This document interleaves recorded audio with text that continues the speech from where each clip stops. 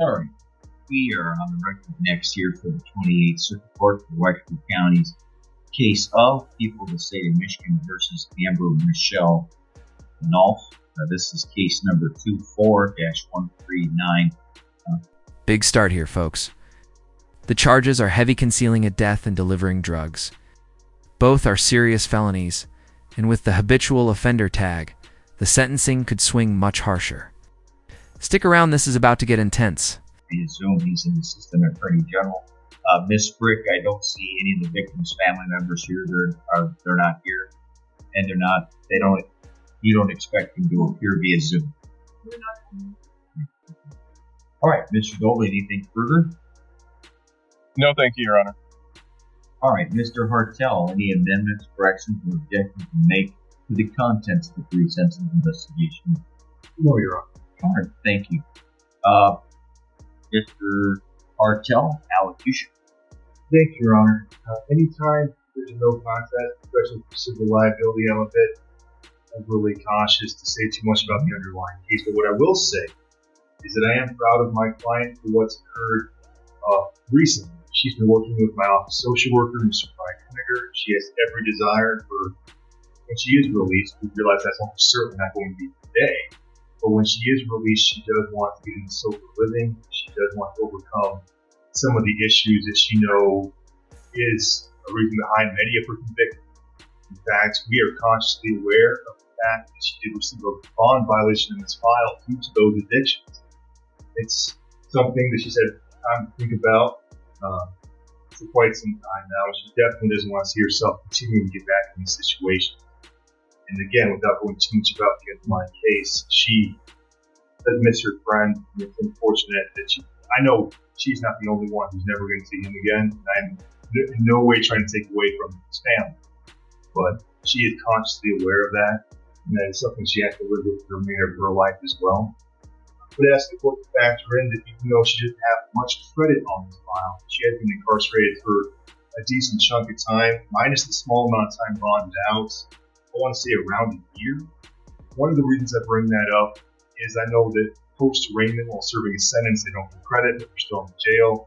And even before that, when she was sitting time on other things, before being arraigned on this, it was after the incident date involved. I'm not going to say that the state should have brought the charges sooner. I'm just asking the court to factor in that it's been a long time since she's had a decent chunk of time that wasn't incarcerated. Notice that? The Assistant Attorney General isn't even in the courtroom, he's appearing via Zoom. That's pretty common post-2020, but it sometimes changes the energy in the room. Do you think justice feels the same when done virtually? Make a statement anytime I ever see this. And I understand counsel are doing the best they can in submitting a mitigation report. On page 2, it says, quote, Ms. Knopf expresses full responsibility for actions. Don't ever do it. She didn't express anything for responsibility, and that's okay. But don't tell me she expresses anything. If you want to do that, then the person needs to enter a plea. Something else. Or, I'm sorry, as a guilty plea. I'm not going to accept a express full responsibility statement ever again in any. I'll just call you out every single time. Don't do it if she doesn't. All right. So, the defendant is 38 years of age and she has 6 children. She has an extensive prior criminal history, and therefore that means that she knows the responsibility. She's 38 and she's ignoring her responsibility. I appreciate that she has got some kind of some certificates here. Well, let's cut right to the chase in this file. On Sunday, the defendant was found dead in his vehicle on a 29 road out west of Cadillac. 29 road comes off of M55 and shoots off, or this instance was out south of that road, and he was found dead.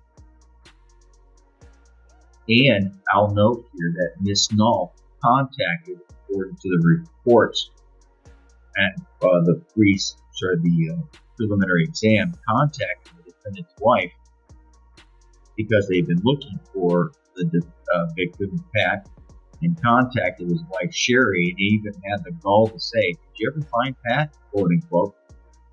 All the time she knew exactly where he was. Mr. Johnson had been last seen on Thursday. He was found dead on Sunday in a vehicle out in the middle of nowhere. The wife Sherry and the son Ethan were trying to find the defendant who didn't come home. They're looking for him throughout the weekend. Miss Snow knew exactly where he was because she was, quote unquote, his driver. Sherry told Ethan that when Pat was found dead in his vehicle, Ethan rushed out to the scene to help identify his father's body. Now, I'll note here something about the conviction of Amber and Mr. Ford, the other person she was with. But anyways, this case all boils down to page 33 of the preliminary exam transcript, beginning at line 8. And the question was asked of the witness, Miss Libby. Why I go from previous cases. Quote, she had shot him up one time and said he had set back but wanted more, period. She said he told her that wasn't enough, period. Clearly, Mr. Johnson had a severe issue with controlled substances. She shot him up the second time and he fell away and he fell forward like, I don't know, but that it ended. Then it continues on again on line 14. Quote, but she did say she shot him up. End quote. So, out of a sword issue here, Mr. Johnson decided to go out with his driver out in the middle of the rural part of, I think that's probably Cherry Grove Township, and to shoot up controlled substances. She left. Here's where the defense tries damage control. The lawyer is leaning on rehabilitation, addiction struggles, and her desire for sober living. But watch closely. He carefully avoids saying too much about the actual crime because of the no contest plea. Oh, she's going to go to prison. Now, based upon the pretrial agreement in this case, the defendant has a Killebrew Agreement, and she has the right to withdraw her plea and have this case set back for a final pretrial conference. Mr. Hartel, is that what your client wishes to do? She's inviting you. All right. She will withdraw the plea. The court must grant it pursuant to the law.